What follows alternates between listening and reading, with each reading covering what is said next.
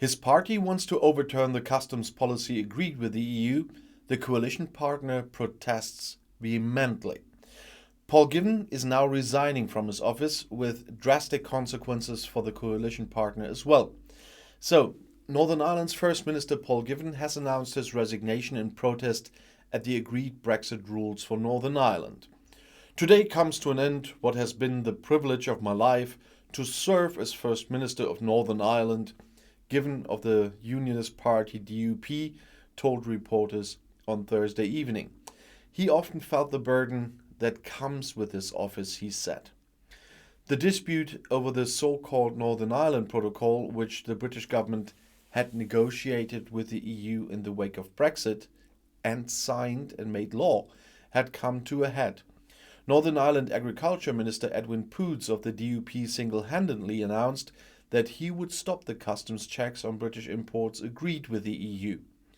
The British government supported this move. Well, they don't like treaties anyway. The EU Commission, the coalition party Sinn Féin and neighbouring Ireland, however, sharply criticised the announcement as illegal. This means that the carefully balanced unity government between the DUP, which advocates union with Great Britain, and the Republican Party Sinn Féin, which is striving for reunification with Ireland, cannot continue in its current form. Sinn Féin's equal Deputy First Minister Michelle O'Neill would also have to step down. First Minister Givan only took office in June after a fierce power struggle within the DUP. Party leader Jeffrey Donaldson has been threatening for months to withdraw his ministers from the unity government in protest of the Northern Ireland Protocol. The Northern Ireland Protocol stipulates that the region of Northern Ireland will continue to follow the rules of the EU's internal market and customs union. This avoids a hard border with Ireland, which would lead to new tensions in the former Civil War zone.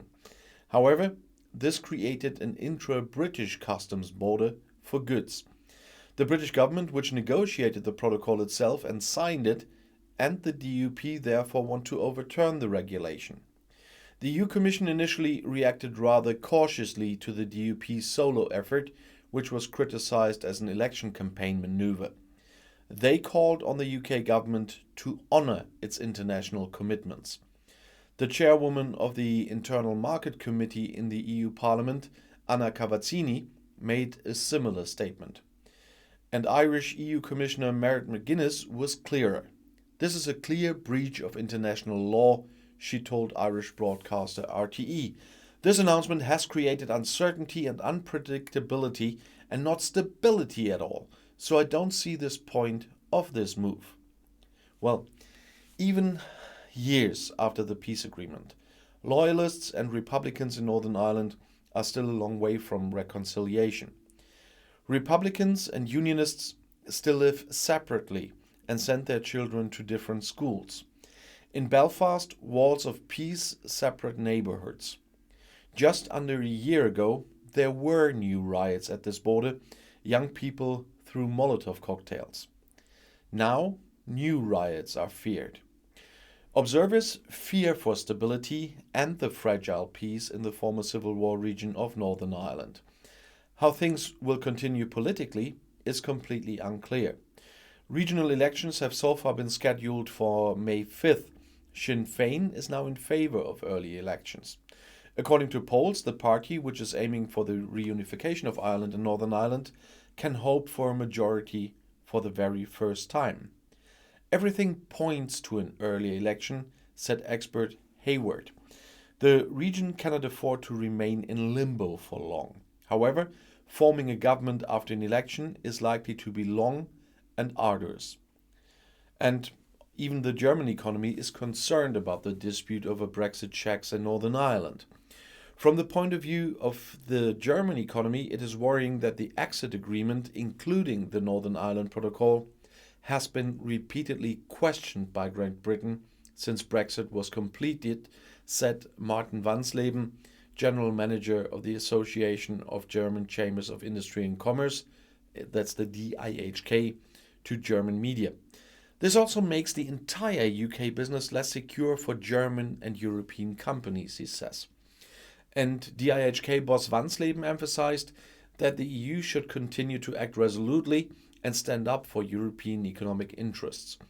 British plans to deviate from EU rules and standards, for example in data protection, food or chemicals, also increase transaction costs for German companies in UK business, he said.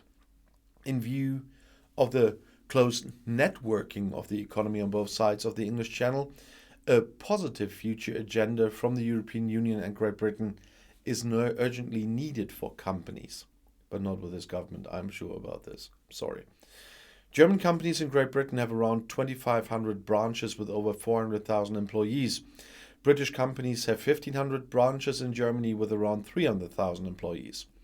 This is how the Brexit chaos hits German companies, because it's just crazy.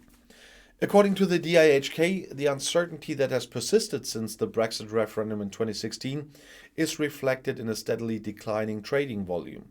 Since then, the United Kingdom has slipped from 5th place to currently 10th place among the most important trading partners. A year after Brexit, the UK is in a hangover mood. Due to the development and the existing challenges, the DIHK expects a further decline in imports and exports for the current year 2022. It says Wansleben, and he usually knows stuff like that. Then the United Kingdom could even drop out of the top 10 in the list of Germany's most important trading partners, he says. The volume of trade between the Federal Republic of Germany and Great Britain had peaked in 2015. In the year before the Brexit vote, the countries exchanged goods worth 127.4 billion euros. According to the DIHK, the trading volume in 2021 might have fallen below the 100 million euro threshold for the first time in 10 years. 70 years ago, that means in 1952, the year of the coronation of Queen Elizabeth II, the trading volume was around 760 million euros. And I'll see you in my next video. Bis gleich.